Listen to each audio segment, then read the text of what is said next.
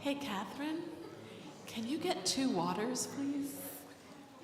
Yes, thank you so much. Okay.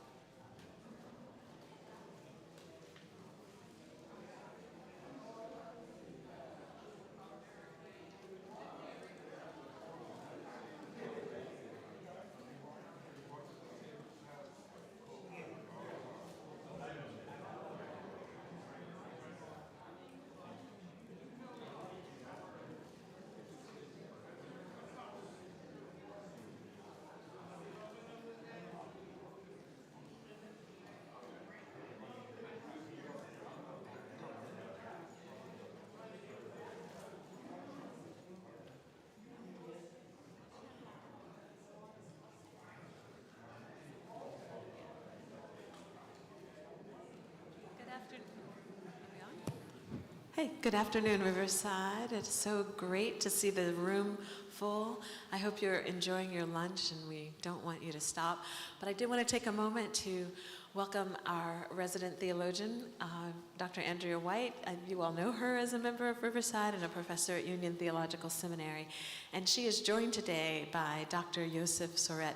I almost said Reverend Dr. Josef Sorett. We were teasing him about his clergy-like writing, theological giftedness. So I'm just here to introduce Dr. Sorett. Dr. Sorett is professor of religion and African American and African diaspora studies at Columbia University, where he also directs the Center on African American Religion, Sexual Politics, and Social Justice. As an interdisciplinary scholar of religion and race in the Americas, Dr. Sorett employs primarily historical and literary approaches to the study of religion in Black communities and cultures in the United States. His first book, Spirit in the Dark, A Religious History of Racial Aesthetics, published by Oxford University Press, illumines how religion has figured in debates about Black art and culture across the 20th century. A second book, The Holy, Holy Black, The Ironies of an American Secular, is forthcoming with Oxford University Press as well. Additionally, Dr. Sorett is editing an anthology, The Sexual Politics of Black Churches, which will be published by Columbia University Press. Dr. Sorett's scholarly work has been supported with grants from the Henry Luce Foundation, the Woodrow Wilson Foundation, the E. Rhodes and Leon B. Carpenter Foundation, the Arcus Foundation, the Ford Foundation, the Louisville Institute, the Forum for Theological Exploration, and Yale University's Institute for Sacred Music. His research has been published in academic journals and anthologies, and his writing and commentary have also appeared in a range of popular media outlets, including ABC News, the New York Times, and the Washington Post, as well as on the BBC and NPR. Today we are here welcoming Dr. Sorett to talk with us and speak from his new book, Black is a Church, Christianity and the Contours of African American Life. This is our Juneteenth Lunch and Learn. I'm going to turn it over to Dr. White and Dr. Sorett and thank him again for making time for us. We're so grateful to have you here. Thanks for having me. You're welcome.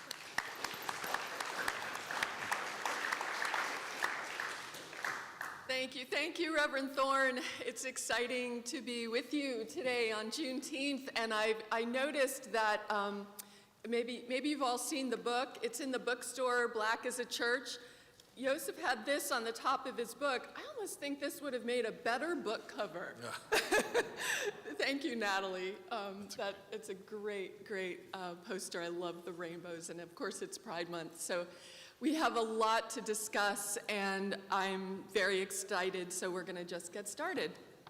I first want to share that I first met Josef when we were doctoral students through what's known as FTE, used to be called the Fund for Theological Education. It's now called the Forum for Theological Exploration, and it's known for its legacy of providing funding and granting support fellowships for Black religion scholars throughout the U.S. If you're a Black religion scholar in the U.S. in theological education or religion, you likely have been funded by FTE. And this is significant because when my grandmother died, my Uncle William was raised by C. Shelby Rooks, who was one of the founding members of FDE. So I don't know how you feel about this, but I think we're family. I'll take it. I'll take it. So yeah, FTE kind of brings us together as family in many, many ways. So Josef is one of those people who touches everyone he encounters. The acknowledgments in his books are a testimony to the way he moves in the world. Reverend Thorne just actually noted this.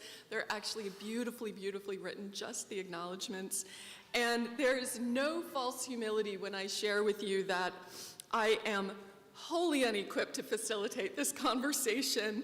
I study theology, Black feminist thought, and theory, and thanks to the very siloed nature of our academy, I'm out of my element when I venture into the world of the historian, and Josef is an historian. But he's no ordinary historian. He's a scholar of Black history, but also Black culture, Black art, Black politics, Black religion, and he exegetes everything from the slave narrative to Du Bois to hip-hop. His scholarship is an art form. He's also a brilliant storyteller, and he reads history with an incisive mind, and dare I say, with pastoral care and a preacher's voice. And his writing really does preach, which in my world is a compliment. Mine too. Okay, good. And this leads us right into the discussion of the book and the role of religion that has shaped Black life and Black subjectivity. The project is not an apologetic for religion, but it's a descriptive account, an historian's account, through a vast survey of historical riches demonstrating this claim. And I wonder, this is my first question, I wonder whether there might be an apologetic in the unveiling, or you might say the revelation, if you will, that religion is ubiquitous, even if it operates sometimes as subtext, sometimes as hypertext, sometimes celebrated, sometimes with ambivalence, and sometimes with hostility. But religion is everywhere. There's one place in the book where he says it's simultaneously nowhere and everywhere, because it almost goes without saying. So that's my first question. I'd like to hear a little bit about the own rationale behind the book, even though it's not an apologetic for the operation of religion in shaping Black life. It's not a defense, yet I wonder if there might be something hidden in your own autobiographical, intellectual autobiography. Yeah, first of all, I want to just express gratitude to Reverend Thorne and Dr. White for the invitation to be here. It's been a bit of a time since I've been inside. I think that I was here a couple years ago up in the tower for a Department of Religion retreat, but in this room, it actually was my younger son's graduation from the weekday school. And I was reminded of this talking to the brother behind the desk at the bookstore who'd seen me running behind Elliot, my younger guy, on his scooter through the halls of the first floor of Riverside Church. So it's really good to be here with you all on this Sunday with my academic hat rather than my father's hat, although we knew it would be Juneteenth when we talked about the day. I don't think it clicked to me that it's also Father's Day. So it's really just great to be with you all. And thank you for coming out this afternoon. I'm sure many of you have been in church this morning as well. So for a long Sunday, thank you for hanging in there. So yes, the question, right? It is, I think, and that it is not a defense, I would say, of the church or of religion, but a celebration, right? Like, so as scholars, we're trained, and this is that divide that you talked about, that we've talked about a bunch. Dr. White and I have been part of a couple of projects that think about the relationship between Black studies and the study of religion, and it's almost fighting words between theologians who stand within the tradition of Christianity and historians who like to think of themselves as critically analyzing the church or what have you. And so the book is trying to do both, right? To say this tradition has been central to who I am, and also I can raise a set of critical questions that don't necessarily place me at odds. In fact, the either-or dynamic that's implicit in that statement is a false one, right? That's just to say you're all here as members of a church, or at least folks who attend the church, but our relationship to those institutions is always complicated. Even when we're celebrating them, even when we're in a moment of praise, doesn't mean that we don't have questions or critiques.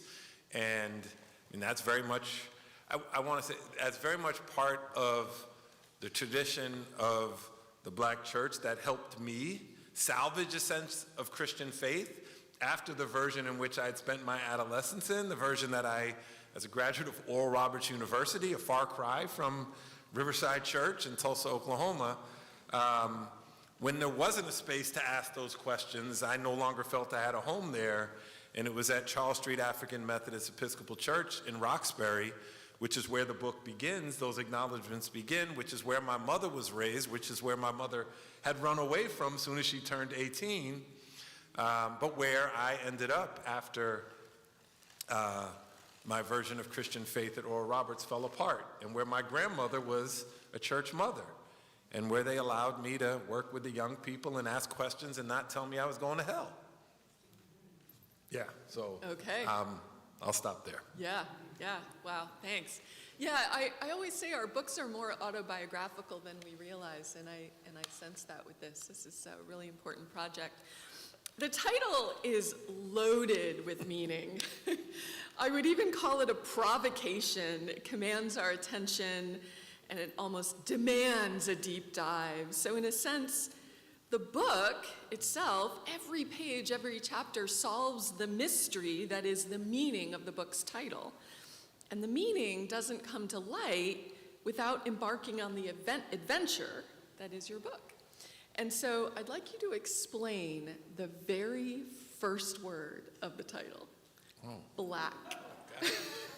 Okay. On this Juneteenth Sunday. And I could give a few more preliminary remarks if you want me to contextualize that, or just... I mean, I could say some things that Yeah. may not address the provocation of the Yeah. question, but maybe I'll stumble through something Yeah. and you can interrupt me and help me along. I mean, the whole book is really an effort to wrestle with the ways in which, when we're talking about race, or blackness in particular, we're already talking about religion, right? Or when we're talking about religion, we're already talking about race, right? The play between race and religion, and in this book in particular, Blackness and Christianity, right? And part of what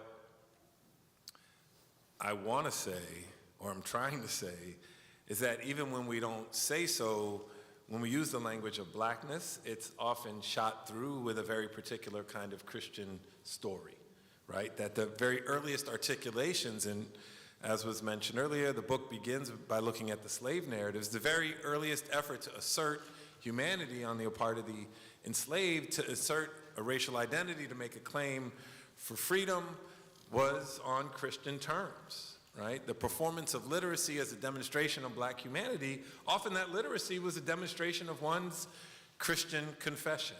And so what the book tries to do is that every time we say black, there is this, even though we think of race as something that's not a religious discourse, there is this very long history going back to the 18th century at least, probably earlier, but at least in this story, the 18th century, that when we say race and when we have come to say black, which is, right, an evolving conversation, we are working within a set of Christian categories. And that's not necessarily a bad thing, right? Yeah, When I was in graduate school, right, we were in grad school at the same time, there was a move to say, right, that Christianity is the problem. Yeah.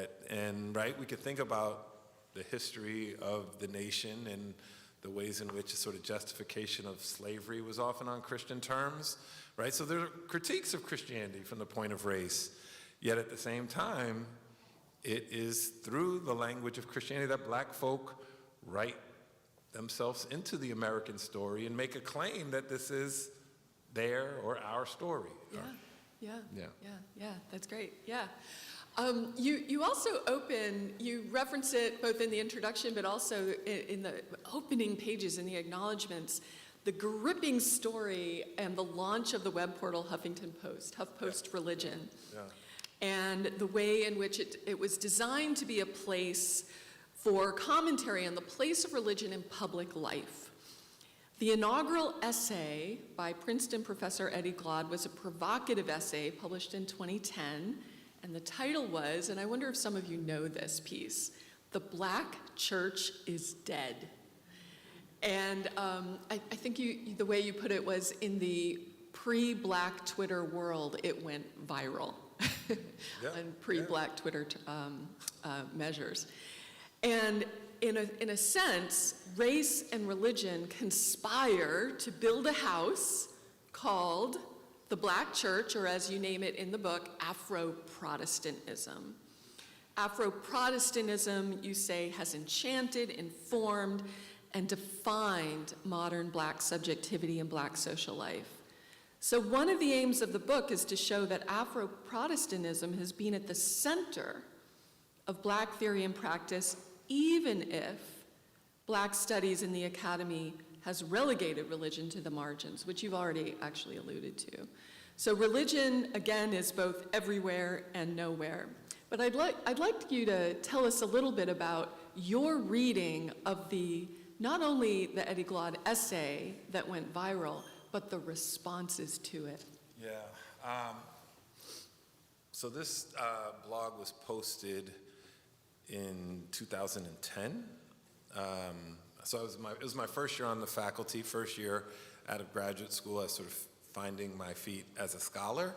And as I already mentioned, right, there was this debate amongst scholars. And so in many ways, what Eddie Glaude did was popularize something that scholars had been fighting about for some time. Going back to the 1970s, debates between James Cone, who was a longtime member of the faculty, founder or father figure within traditional Black liberation theology, and Charles Long, who was very much from that perspective, that Christianity was the analytical problem. So Glaude popularized this debate, but to an entirely different audience, right? When he was asked to participate in the launch of HuffPost Religion, he wasn't the only Black writer.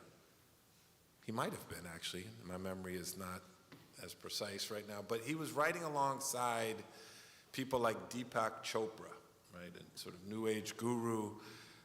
He was writing alongside Jim Wallace, Christian evangelical left activist. He was writing alongside Ibu Patel of the Interfaith Youth Corps, now Interfaith America.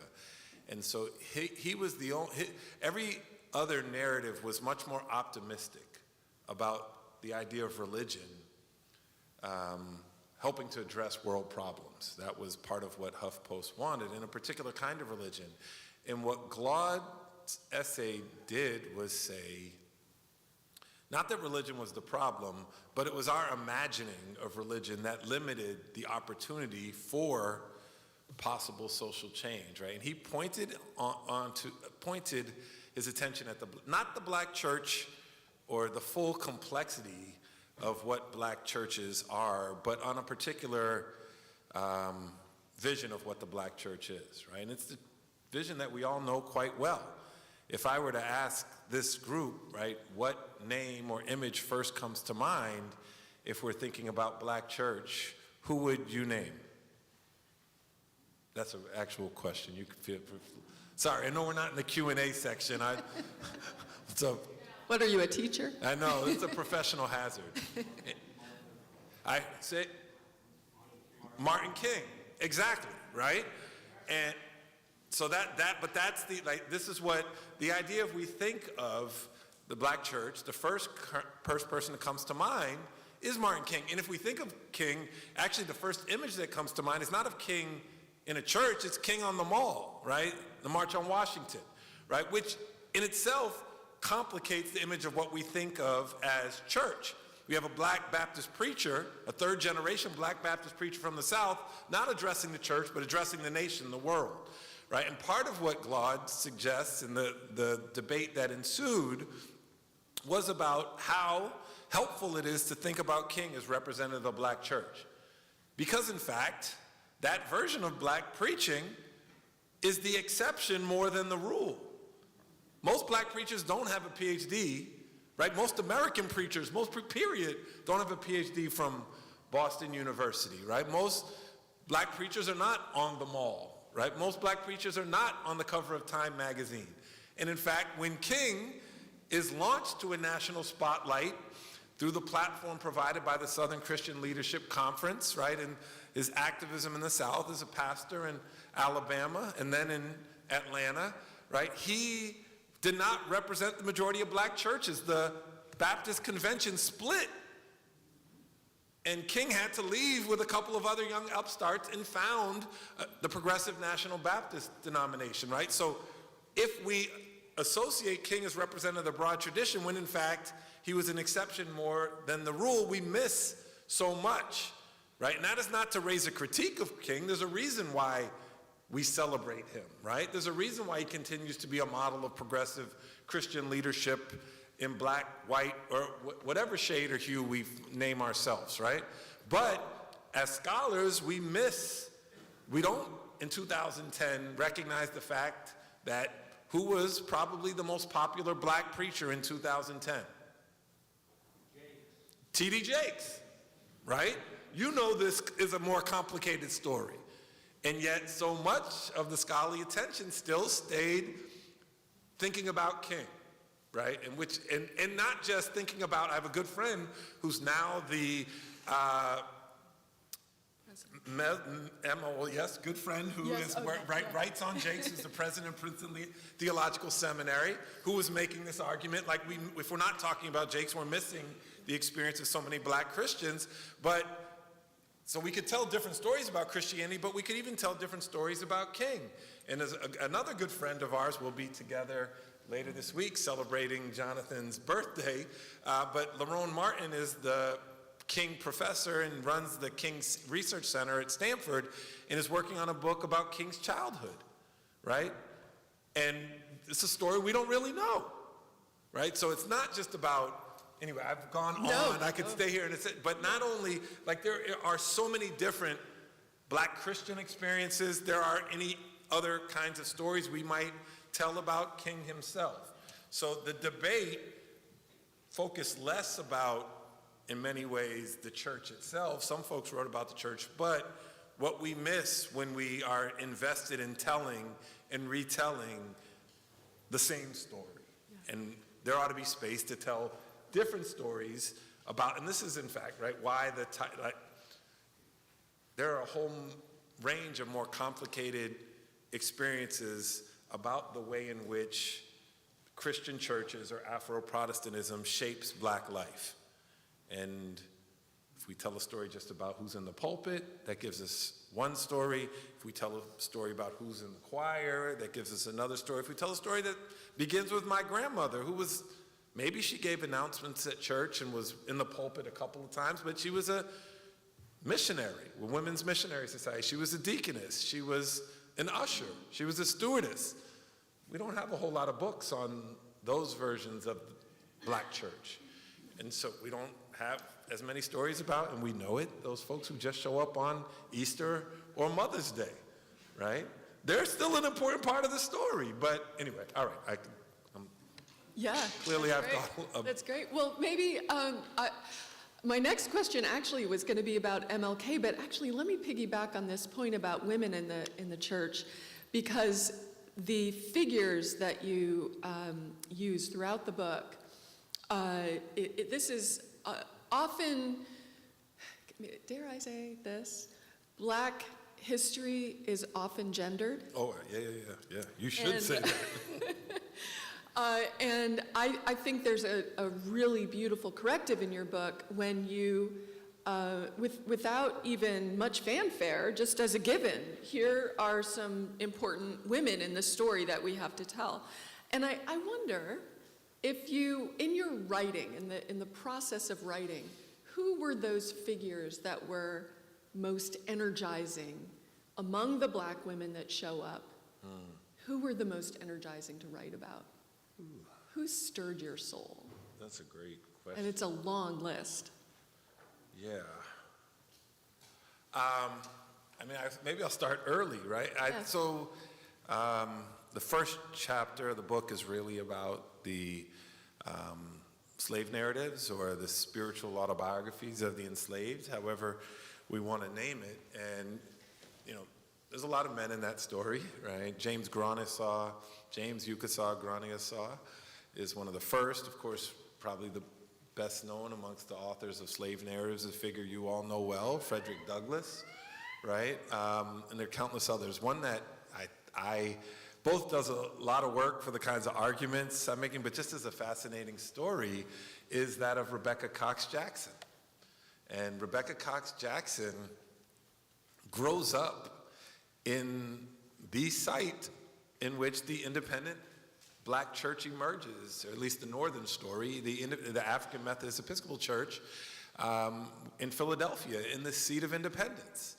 And she has this experience within the AME Church of the ways in which access to education, access to the pulpit is very much gendered, right? She's not granted the same sort of educational opportunities as the young men. This site of Black freedom, the founding of the AME Church, late 18th, early 19th century. And then she joins a movement, upstart religious movement associated with the Great Awakenings and the Revivalists, is an unorthodox and esoteric movement, the Shaker movement, right? Which is largely a movement of white women in New York and elsewhere who, right, demonstrate their spiritual excellence, one could say, through this practice of shaking, right? And she joins that movement for a while and finds a sense of call and meaning in that community, but is like one of very few Black women in this space, right? So this is in some ways like a precursor to a conversation. In fact, her work only gets republished on the heels of the 1960 in a new Black feminist movement. But then, right, she leaves that movement and returns to Philadelphia and founds a Black women's Shaker community, right, where she tries to bring these things together. Are many of us familiar with Rebecca Cox Jackson? Some. I see a few heads in this, right? But not as much as even T.D. Jakes or Martin King, right? And that's, again, one story there, right? We could think of Jarena Lee, who stays within the context of the AME Church and finds her call, but not quite the same sort of call as an itinerant elder who is given the role of pastor. So the degree to which, I mean, there's countless stories. If we we come to the example of King. Riverside, you're not the normal audience in this regard, but because you all know Bayard Rustin or Ella Baker, who are just as central to the civil rights movement, but are not always front and center in the popular narrative. So try to tell the story of some of those women, but also try to capture the degree to which even when men are at the center of the story, they participate in that gender logic, right? Like when we talk about the Black church, it's not just that it's a site solely of male power, right? But there's a way in which the logic, that gendered logic, limits our imagination, right? And so how do we not only tell a broader story that brings often uncelebrated or unheralded leaders or folks who contribute in a significant way, but also how do we capture the ways in which the stories we tell limit the way we tell the story limits who shows up in the narrative. Yeah. So why don't we stay with slave narratives just for a moment longer? You talk about the literary beginnings of Afro-Protestantism and literary rituals, and they do almost function as rituals, religious rituals, in which there is a performance of Blackness. And I'm going to quote you. You write, "The capacity to survive was often contingent upon one's ability and willingness to bind the life world of one's enemy deep within one's body and soul. Tell us what you mean by that. I don't know if I proved this, but I want to argue it. Nobody's asked me about that sentence before. This is, so if we start with Graniasaw, who, right, travels back and forth across the Atlantic as, right, and the narrative of Graniasaw, which is often contested, is that prior to slavery he was an African prince, right, that he comes from royalty and he ends up enslaved. And the way to freedom is by demonstrating mastery of the terms of those who enslaved him, right? And we know Audre Lorde and this notion of the master's tools will never dismantle the house. Maybe the house wasn't dismantled for Graniasaw, but one of the strategies was being able to demonstrate that one had mastery of the tools that built the house. And that was a way of not maybe bringing an end to slavery, but at least achieving at the level of the individual freedom. And so how one achieved freedom was demonstrating to folks who said you were property that you were not, by showing them that you knew their stuff, right? And that life and death was often at stake in being able to demonstrate that. I think of another example of the slave narratives, perhaps a less familiar one, is of a enslaved, right, Muslim scholar by the name of Omar ibn Said, who, unlike sort of oral traditions associated with Africa, he came and was enslaved, I should say, was brought. He didn't come on his own terms. He arrived in the Americas as literate, right, as learned within the tradition of Islam that was already present on the continent. And there was, right, a significant group of enslaved Muslims who were part of the transatlantic slave trade. He was part of that story.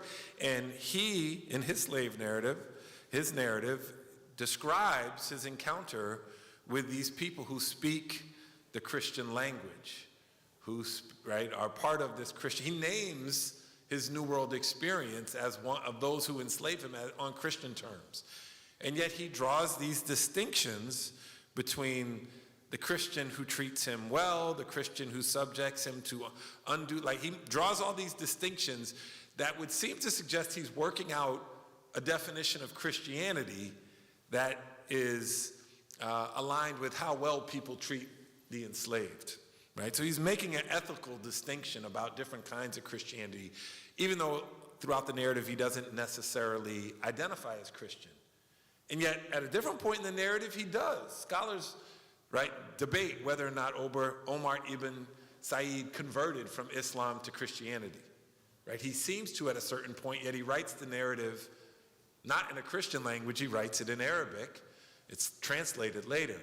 And so how does one make sense of the degree to which he would seem to align himself with Christianity at a certain point when Christianity was social capital, right? Christianity was the discourse of the free. There was a debate in which he's moving all around this, right? These approaches to Christianity in a moment where there was a debate about whether or not what's the right term?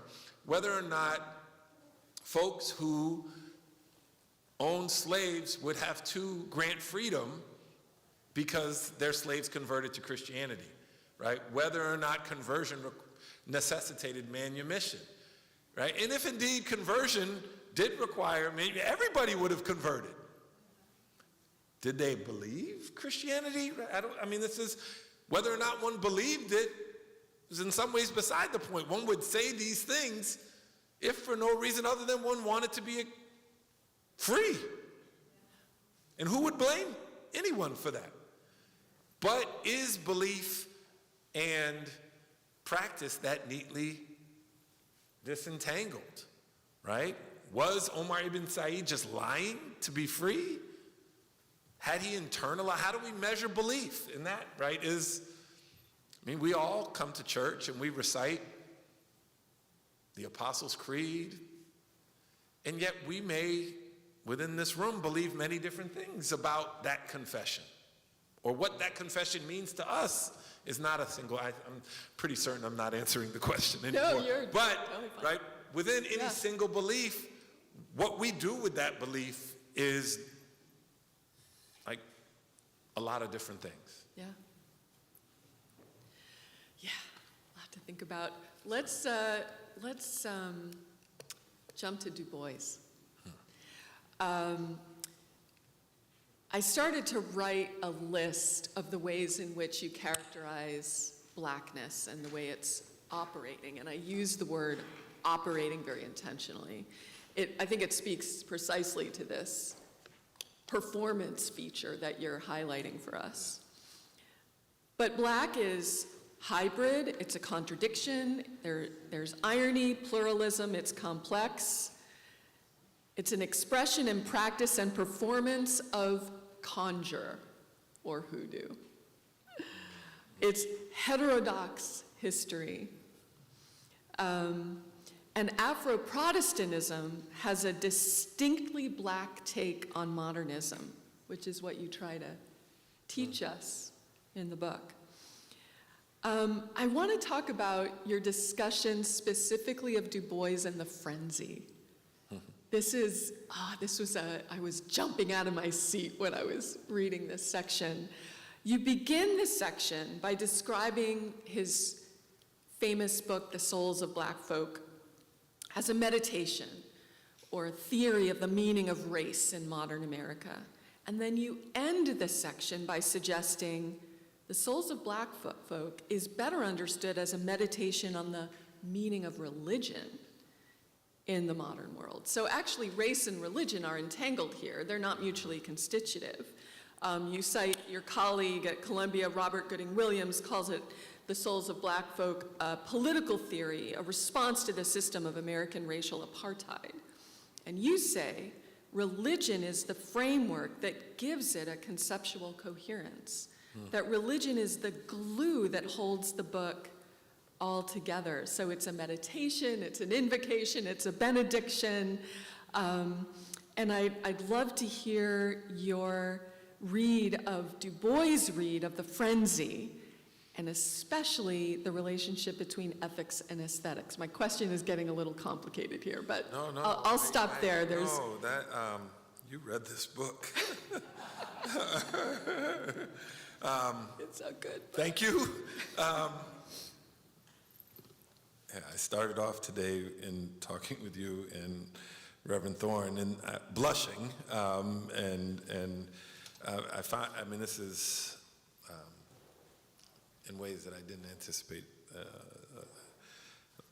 a moving experience. In part, I think because of the very thing you both named around autobiography, that sort of very much in this scholarly exercise, I'm still working through my own sense of Christian faith. So Du Bois,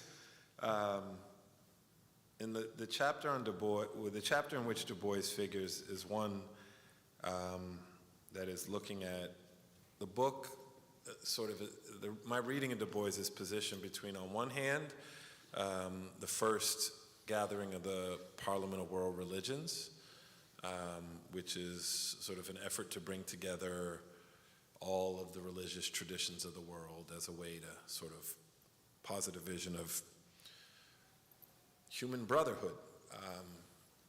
Again, gendered logic, we might just say humanity now, or unity. And then on the other hand is the emerging American movement of Pentecostal Christianity, which is often caricatured as conservative or backwards or the opposite of this liberal version of religious unity. And I think Du Bois, for me, I guess at the most basic level captures that, it offers a really illustrative example of that complicated relationship to Christian faith. Over the course of his own life, and even in the souls of black folk, whether to call Du Bois an atheist, which is how almost all of the scholarship on Du Bois depicted him up until about maybe 12 years ago, maybe 15 years ago. So whether to label him as an atheist or believer, and as I already said, if a believer on what terms, right? And so the book, Souls of Black Folk, begins as what he names as a meditation on the problem of the color line, which of course was front and center for American Pentecostals who, right, in the aftermath of Plessy versus Ferguson, the ruling of the Supreme Court that separate but equal was a thing, right? You have a group of uneducated Christians refusing. And how do they refuse that logic? They worship together as black and white. Say the color line doesn't apply to Christian faith. They don't name it as such, right? They talk about it on the terms of Pentecost, the Spirit falling down on them. And the evidence of that is them worshiping across this line of racial difference. Same thing at the World Parliament of Religions, right? The path towards human unity is by transcending all these differences and positing a shared religious essence. Du Bois at the end of Souls of Black Folk calls for a new religious ideal. That is his language. The book ends with a prayer. What does that prayer mean to him? Does that make him an Orthodox Christian? Probably not. And that's, like, for me, the point, right? And the example that you point to comes from chapter 10 of The Faith of Our Fathers, where Du Bois talks about religion and the Negro church, to use his language at the time, as this hybrid between Africa and America, right? The space, the terms under which black folk formed a new sense of collectivity that was simultaneously African and American. And that three things that he singles out as definitive of that religious tradition is, right, the preacher. We've talked a bunch about preachers already. The music. We haven't talked much about music. We could talk about that. Du Bois' final chapter of the book focuses on what he calls the sorrow songs, the Negro spirituals, and the frenzy. And the frenzy, nowadays we associate that most with Pentecostals, right? But at the moment Du Bois is writing, there's a broader, right, against the backdrop, right? Pentecostalism, its emerging movement figures as part of that story, but there's a broader movement to understand what, in fact, there was a dissertation written at Columbia University called Primitive Traits. And it was looking at revivalism more generally, looking at Pentecostalism, looking at Scottish revivals in Appalachia, right? So it wasn't focused solely on race. But Du Bois, as much as he has this progressive vision of a new religious ideal, he has internalized some of that narrative of black revivalism as pathology, right? He describes him being from Western Massachusetts, growing up in the context of the Congregational Church, a place of refined and educated Christianity, heads down to Fisk in Nashville, right? But that's his first encounter with the black masses. He describes witnessing a revival, not in Nashville, but out in the country where he was assigned as a teacher. And he describes the woman who, right, is caught in the frenzy as a form of, quote, Pythian madness, right? He has internalized this kind of logic that when black folk get to shouting or dancing or catching the spirit, that's a problem. We still hear that logic to this day. And I think that's part of, to your first question, that shout does a lot of work. Maybe it doesn't do a lot of work in the form of taking the shape of a book, but in the context of black worship on a Sunday morning, it's a space of asserting that we have control over our bodies. in ways that don't get determined by the dictates of the work week or, right, just a few years ago, the dictates of slavery, where black folks' bodies were determined by law to be property. So to insist that the spirit has taken possession of one's body is another way of asserting that we have, through divine authority, control of our bodies in ways that are not relegated to the dictates of the work week. So Du Bois is a bit ambivalent on that, right? Yeah. It reminds me of some things that happened in church this morning. If you were here for the opening. They were shouting at Riverside? Well, Someone caught? You know, Reverend Thorne's got some crazy ideas. But there's always a question that precedes our worship experience for the online community, and the question today was, how do you see your liberation related to the liberation of the formerly enslaved? And then you may remember Reverend Thorne quoted Booker T. Washington's experience when he was 9 years old. He wrote in 1865, and this is, your remarks made me think of this. I wrote it down. Freedom songs are the freedom of the body in this world. That's Booker T. I may be misquoting it slightly, but yeah, but the way in which the music and the body and freedom are of a piece, your remarks just, really bring that to light. Yeah, let's see what he actually said in his 9-year-old self. Now they gradually threw off the mask and were not afraid to let it be known that the freedom in their songs meant freedom of the body in this world. Oh, it's brilliant. That is brilliant. Brilliant. And then that's not what we typically get to hear about Booker T either, right? Like, right. And up from slavery, and then at the end of the service, you may remember we needed some African dance to go along with our recession of the choir. So anyway, it's even at Riverside. Well, and this is the perfect example to think about Du Bois, because the most popular black person in the nation at that time, who Du Bois is arguing against, is Booker T. Because Du Bois's vision of black life is not winning the day, except within a small group of elites, right? That's who Souls of Black folk is for. Meanwhile, right, Booker T commands a following. And that following, that sense that like the black masses listen to Booker T's vision, is what leads him to get invited to the White House, right? And we could have all sorts of arguments about those different models of leadership, but those, that's powerful. Absolutely. Yeah. Okay, I'm watching the time. I'm gonna see if I can squeeze in 3 more questions. A couple of them are open-ended. We can't end this conversation without talking about BLM. So tell us about how Black Lives Matter movement works into. I'll keep the question short and let you. So the book as a whole tries to, in chapters 1 through 3, the first one looks at literature, second one looks at social movements. That's how I want, in the form of Pentecostalism and liberal Protestantism, and for Du Bois in the context of race literature, right?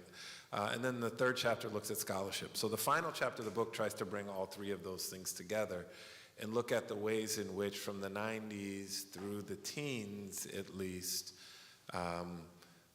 how black literature, activism, and scholarship are coming together. And so the activism piece in particular focuses on the emergence of Black Lives Matter and where it, not a single thing, to be clear, and really mostly about how we imagine or what sort of stories are told about Black Lives Matter, or how they tell a story, different leaders within the movement that describes itself as a leader-full movement, how they describe themselves, right? And part of the sort of dominant narrative that was told both about and by activists within the context of Black Lives Matter or the movement for Black Lives is that it is not, quote, your grandmother's civil rights movement, right? This is weird t-shirts that would say, not your grandmother's civil rights movement. And I think it was Imani Perry at Princeton who I heard say, like, what was wrong with grandma's civil rights movement, right? Like, why do you feel a need to distance yourself from grandma? That's not my point here, but like that, like, I want to say that too. But what is intended, in addition to maybe, I don't think they meant it to distance themselves from grandma in particular, but what is meant is to say there's something different about how they understand activism, how they understand their activism as distinct from an earlier generation of activism. And I guess this goes back to King, right? One of the ways that narrative was put forward is that this version of activism both embraces and centers and celebrates women leaders and queer leaders, right? And we see this in the story of the three women who are typically told as the sort of founders, if that's the right term, of the movement, right? Patrisse Cullors, Opal Tometi, and Alicia Garza, if I'm pronouncing her name right. And at least two of those women identify as queer. Alicia Garza, sort of her narrative is that she is sort of trained within a tradition of activism that's connected to Marxism, and therefore by Marxism we sort of send a sense of a critique of institutional religion, right, which is the other point. And then Patrisse Cullors identifies as a practitioner of Ife religion, right, of traditional African religious practices. And so in addition to sort of foregrounding women leaders and queer leaders, the idea is also that this new movement is sort of at odds with, they're not connected or socialized within the context of the church, right? So we know this is not your grandmother's movement because, grandma went to church and church had King and we're different. I'm not doing full justice to it, but that's not the story of Black Lives Matter, in fact, right? That's part of the story. Yeah. But there's a much richer story to tell about the way in which religion figured. I mean, I didn't say much about Opal Tometi in describing the three, but Opal Tometi for a while was attending an evangelical form of Christianity. Why was that not front and center in the story that was often told? It doesn't comport to that narrative, right? Or the fact that, right, with not like that, in many cases, local chapters of Black Lives Matter were having Bible study and debating. In fact, I had close friends who were part of the New York chapter, and they splintered in many ways over the space of Christian faith and whether or not, and over the intersection of Christianity and gender and sexuality, right? And whether or not they could, right, Christianity could be a resource for the movement. Never mind the fact that so many rallies were held within churches, and churches were still a space in which the movement was being mobilized or connected. So part of what I want to argue in at least the story I'm trying to tell about the movement for Black lives, as much as I know about it, I don't want to claim the authoritative story, is that there is, in fact, a significant degree of continuity, right? Much like the civil rights movement, it wasn't that every Black Christian preacher was the leader. Churches often provided a space to gather in a way that other institutions were not available. Christianity did provide a certain kind of language and you talked about the songs, right? So what music? The book ends with a verse by Kendrick Lamar, right? That this group of activists identified as a kind of anthem, that where the lyrics were, you know, if God got us, then we're going to be all right. It's not necessarily Christian faith, but is a sense of that Christian history as it comes through hip-hop music. Yeah. So I sense that even movements or thinkers or literature that presumes to distance itself Yeah. Oh, yeah. I hear is where you're going. actually very much breathing the water and breathing the water, in the water and breathing the air of Black religion, whether it knows it or not. And I think that's the heart and soul of your argument, am I right? Yeah. I knew where you were going. Yes, you got me. I mean, this is like, to go back to the first question about Glaude's blog, part of or to look at Du Bois and the Souls of Black Folk, is that more often than not, and there are different versions of this argument, a claim that religion is on the decline or that the Black church is dead is in fact a claim for the renewal of a tradition of religion in service to Black freedom in a new moment, right? Like, Du Bois is not saying do away with religion.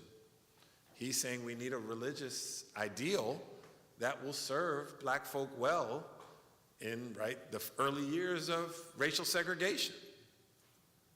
For him, that's not the frenzy. When Glaude is saying that the Black church is dead, what he says elsewhere in the blog is that his essay is an invitation to reimagine the role that Christianity plays in shaping Black life in American politics. Yeah. Right? So that critique is, in fact, a celebration of the possibilities for the ways in which religion might continue to be a resource in how we do or how we make our way in the world. Yeah. As possibility and promise rather than problem. Are you quoting me there? I'm not actually. That sounds but like, I think like that's, that. Yes. But I will actually quote you because you. No, I mean that. That's exactly right. And to your point, to where we began, right? Yeah. Like this is, celebration and critique are shared. I am going to end with a quote. Sure. Because the ending of your book is a mic drop, I think. Can we do that? Sorry, I'm having too much fun. And we're going to open it up for they're going to have interesting questions too. We'll open it up. But I'm just going to end with these lines. And it's so good, I keep wanting to go back and back and back, and I might just have to read the entire book from start to finish before we leave. But I'll start here. I'm in the middle of the sentence on page 176, the last paragraph. Hashtag Black Lives Matter and the writers who made this Black literary moment laid claim to a tradition that has long made claim for the sacredness of all Black lives. Very intentional word, right? Sacredness of all Black lives. For Blackness, the Black as sacred. For the fullness of Black life as something wholly, wholly Black. And in doing so, they continue to both bear the marks of and breathe life into something very, all caps, church. Capital C, capital H, capital U, capital R, capital C, capital H. Church in the making. When a memoir, and here's the mic drop part, penned by a scholar and poet embraces the language of light and the world to elegize intimate love and loss. When a poet and professor names a book of verse the New Testament. When yet another poet recalls the formation of literary community and confesses that for some of us, it was a church. It was church.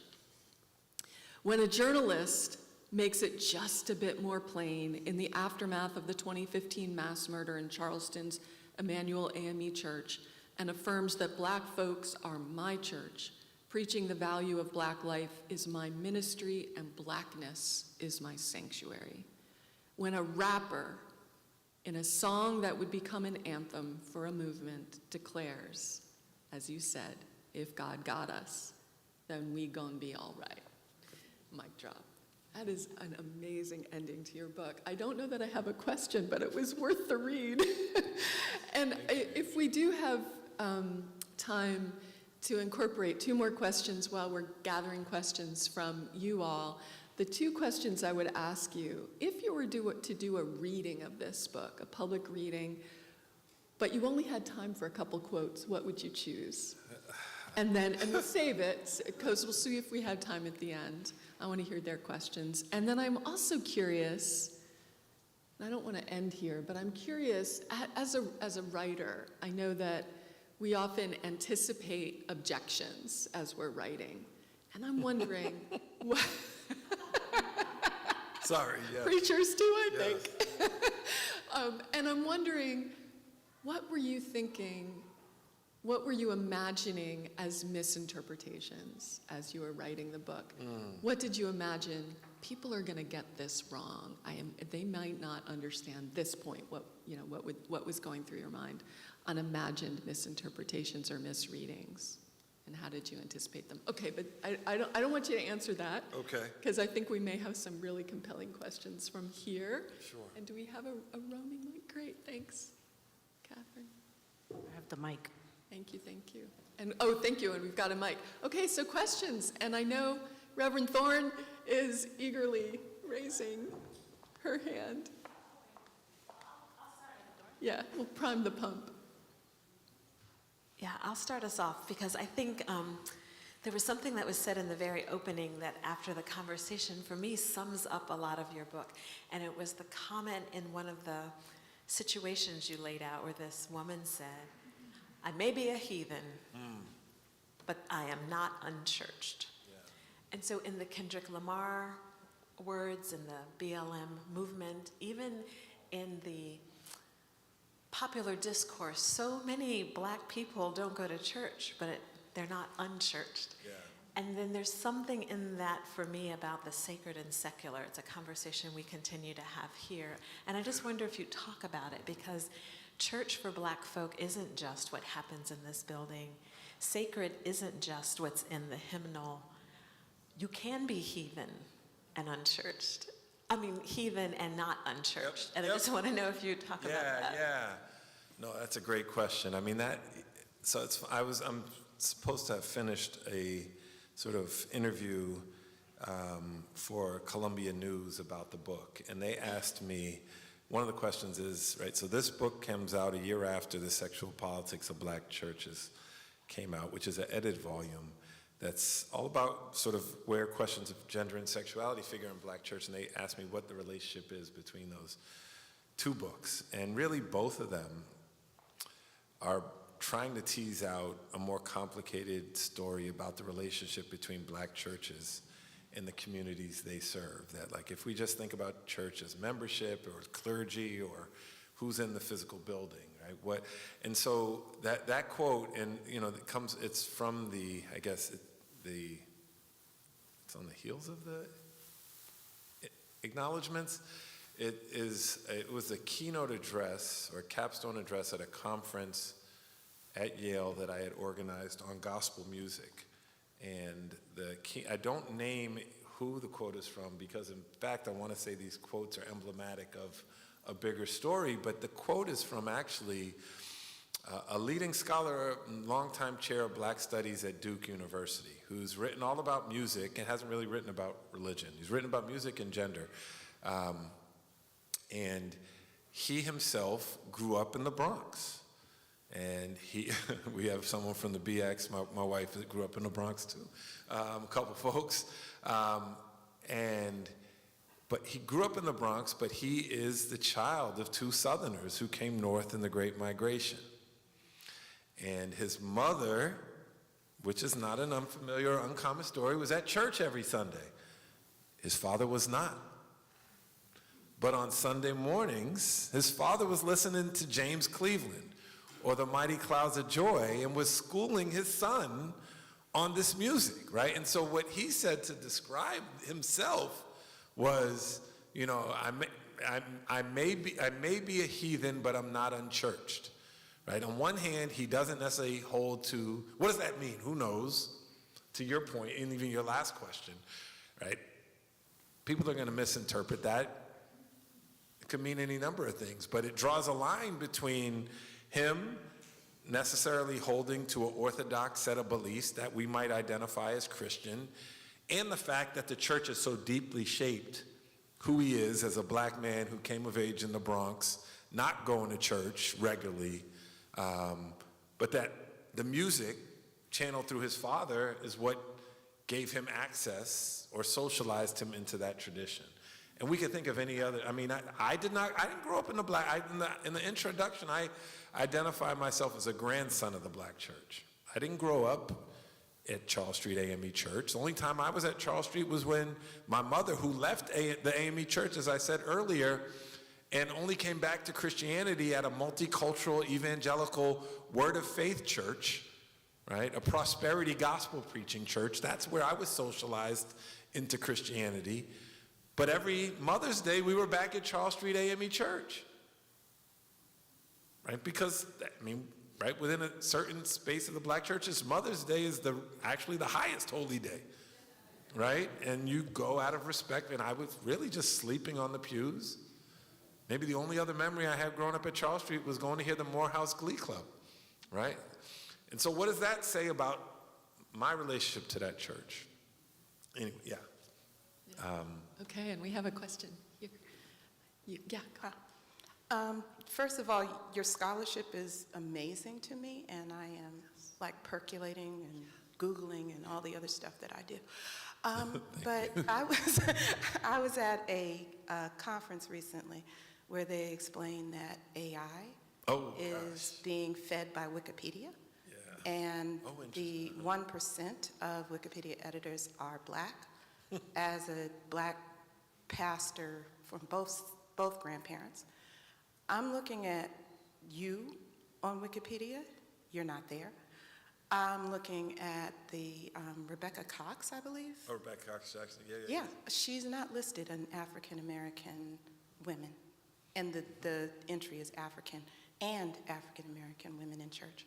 Yeah. And so I am interested, and I hope maybe would be interested in helping to create kind of an editorial movement to make sure that AI understands what the black church is and what church is in general.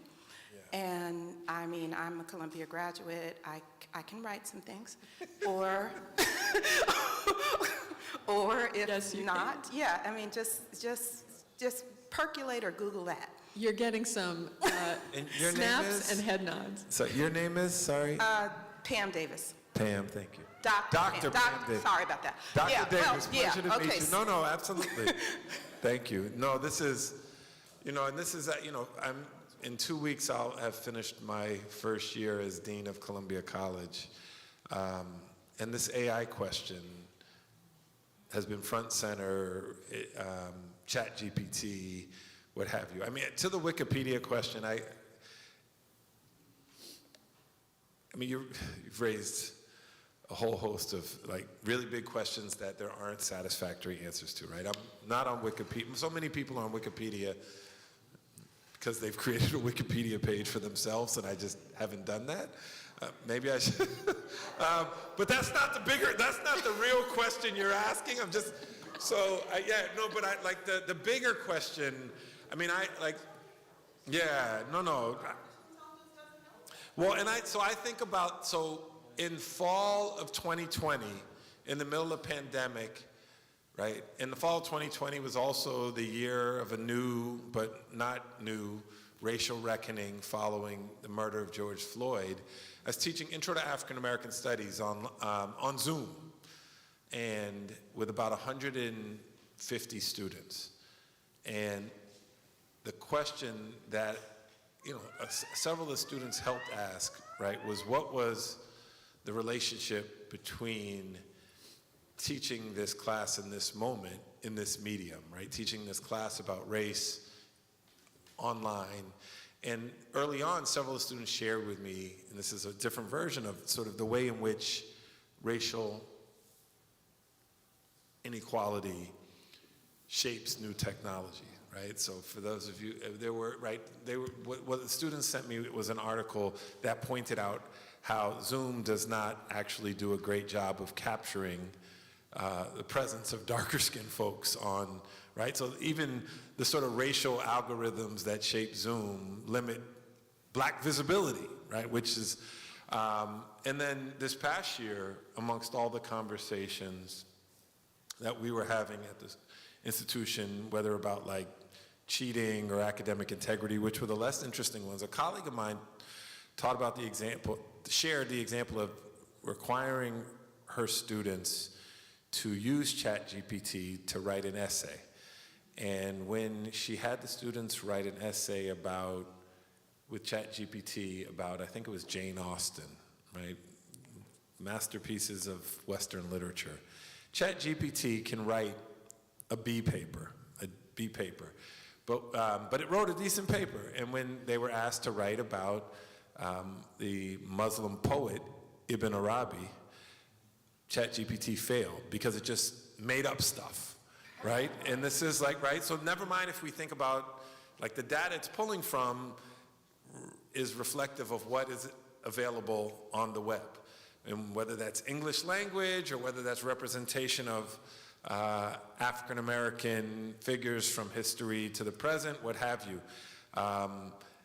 That hasn't been the primary story that folks have been thinking about. I think the sort of big question of what we do with this technology poses one, and I think poses a whole host of questions, and the question about how it mirrors or is limited by the degree to which racial inequality is still so readily apparent in many spheres has not been the one driving, but most of those conversations, but I think you rightly name it. It's not really an answer other than to affirm that you've named a very important problem. Yeah. Quite eloquently. I Yeah. think I saw, yeah, another hand. Yes. Years ago, I read Vincent Harding, There Is a River. And it was my understanding from reading that book, what he was saying is that black religion and black political thought kind of drive each other. And Yeah. Black religion and black political thought is the vanguard of freedom in this country. Yeah. So you can't separate the two, and that's why he said there is a river, and it goes back to that text. Yep. So I think you're saying something slightly different. No, and your name is? I'm sorry. Maureen, thank you. No, that's right. So I'm in that same interview that I'm working on for Columbia News. There's an essay that is about the sort of question of politics and culture in black life, and it's written by the historian Robin Kelly, and he is diagnosing. I mean, I mention him because this is sort of part of what I'm wrestling with myself.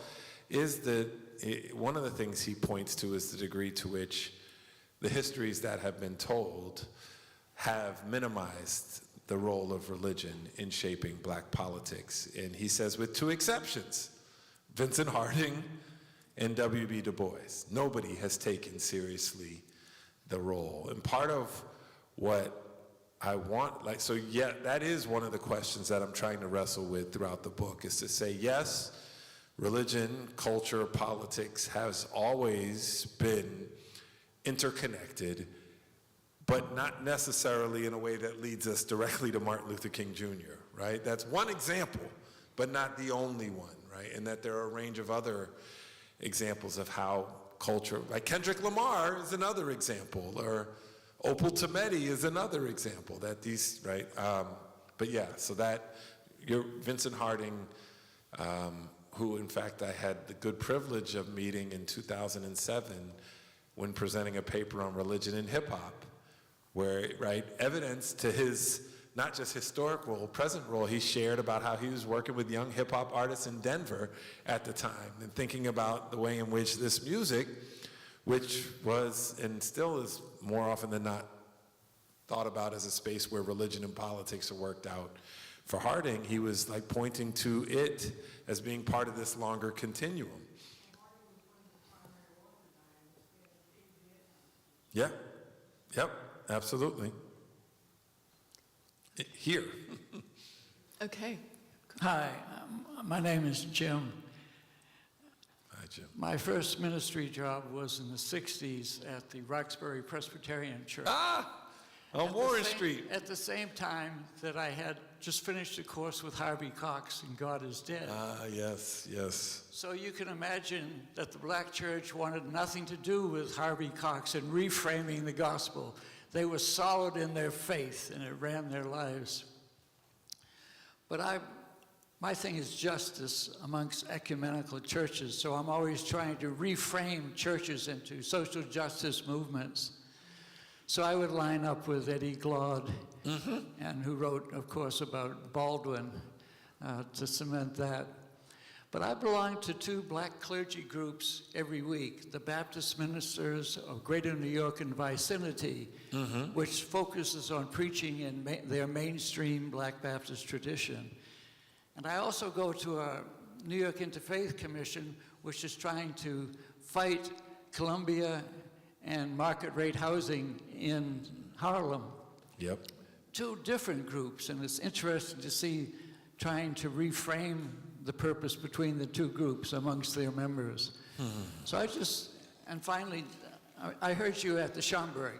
Yes, I remember seeing you back on the left corner. Yes, and I had to stand up and ask about justice in the church because you had a younger black audience there, and they were activist people, a lot of them, but they mentioned they were not interested, it seemed to me, in the church leading a justice movement. Yeah. So what's the policy, what's the possibility, which you talk about, of the black church, such as Riverside, reframing an ecumenical movement based on justice, when there's that full range of tradition of the black church? Yeah, thank you.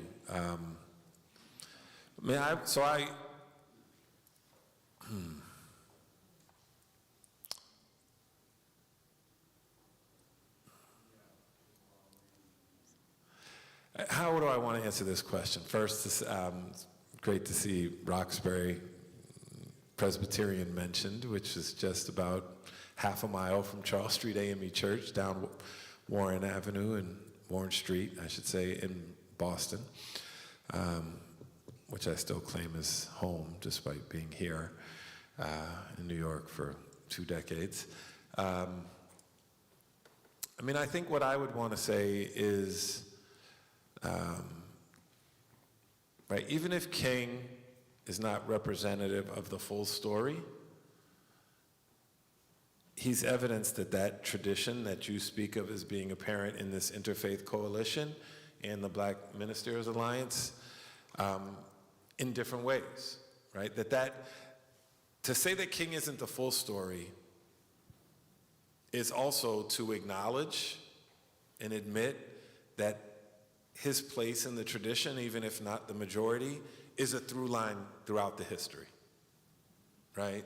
It's not to discount that role, it's just to say that that role is, frankly, and maybe this is evidence of its importance, has always been a minorities report, right?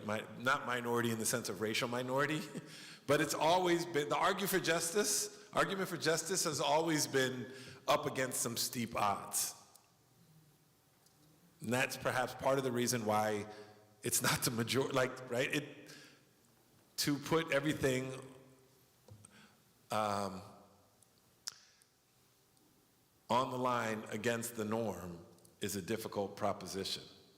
And most folks aren't willing to do that, right? And there's a reason why fewer folks are signing up to do what King did, right? Standing up and speaking out against the war. And we see what happens, right? So it's not to suggest that that is not important, that I don't, in my own way, try to personally identify with that vision of Christian faith, but it's to suggest, at least from not just a scholarly vantage point, I want to say more generally in terms of our embrace of the heterodoxy apparent across Christian traditions. And I think what Glaude would say is if we take that justice tradition for granted, right, loses its power and importance. It's not revitalized or rekindled because the contingency of that tradition and the degree to which it's up against significant odds are taken for granted. So the best way to renew that tradition is to call attention to the odds that it's up against and to scrutinize it. I mean, what is it? Baldwin, who's mentioned, right, it argues that his right to critique Christianity or his right to critique America is because he loves it, because he's invested in it. And so evidence of that love and commitment to justice or to a particular vision of the church tradition ought to be borne out in our willingness to critique it, calling it into question, not taking it for granted. Yeah. Okay. And we have time for probably one more question, possibly two, if you can give 30-second answers. Sure. Okay. Yes, my name is Jeanette Kemp, and recently I was speaking with my daughter, who has taken on her idea as the expression of the Black church Pentecostal faith, and she was speaking about how the Black Pentecostal church is a dramatic way of expression as far as the dance, the music, the falling out, the laying on hands. Yeah. And so she said to me, she said, because where else could they do that and it would be okay? Yeah. And I said to her, I said, you know, that's true. She says, yes, so it's almost like looking at Black theater, but in the confines of a church. And I found that very interesting, so I wanted to find out what your take was on it. That is, I would say that's absolutely right. I think, and that's what actually, now this sounds self-promotional, my first book is really about looking at the arts that way. Right, what's the difference between the Sunday saint and the Saturday night sinner? Right, those are the two spaces where one gets, right, full authority to move one's body how one sees fit. Right, and why is that not celebration of the Black body and movement? Not a sign of liberation, not a sign of freedom, whether it's on Sunday morning or Saturday night. And I know I'm not saying anything new, and I know none of you were at the club last night. Right? Okay, very last question, and then we'll close it out. Okay. That was so funny, it's true. I just wanted to play it back to Dr. White and see if you wanted to answer her questions about, you know, the things that you were thinking and responsively as you were writing. So. Yeah, this is it's interesting. Like Reverend Thorne was asking me if I'm clergy, and I think, I mean, this actually goes back to this previous question about the relationship between religion and the arts, right? And a different story that I tell at the beginning of Spirit in the Dark is about when I was in seminary at Boston University in the late 90s. I was leading Bible study to the young people at Charles Street AME Church on Wednesday, and then I would head across town to Estelle's. And Estelle's was a nightclub on Tremont Street in the South End, the edge of South End in Roxbury. And on Wednesday night, Estelle's became a spoken word venue called Afrocentrics. And on one night, a Black Hebrew Israelite delivered a poem that was called For All You Church-Going Black Folks, right? And it upset me, right? I didn't realize it wasn't that great of a poem. It was like stuff we knew, you know, Christianity's the white man's religion, been, you know, Malcolm. It's a powerful argument, and I didn't think it was that big a deal. Then I woke up at like 3 o'clock that morning and found myself writing a poem that has never been recited and never will be, right? It was called Unapologetically Church. And it was me making sense of what it meant to be a Christian 2 years out of Oral Roberts on a track to ministry that I had not as planned to be on within the context of this AME church. And so thinking about religion on aesthetic terms, thinking about scholarship as much about the arguments as it is about the forms. It doesn't necessarily name someone, but that I came into my own scholarly voice at the same time that I was both falling out of a certain kind of Christian orthodoxy and also entering into the ministry. And so that complexity of having delivered a sermon and people saying nice speech, which is not a compliment in the context, right? And then to actually hear the feedback early on this morning about what I was trying to do was write in a way that was respectful and took cues from the sermonic traditions and the literary traditions that come together in the context of church was actually really, just felt good.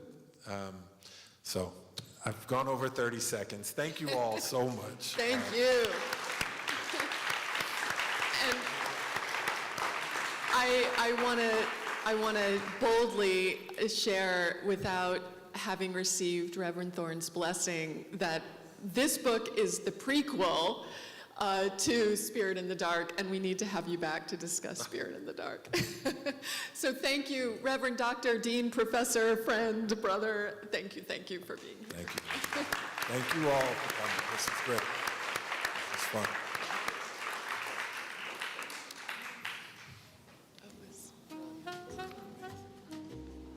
It was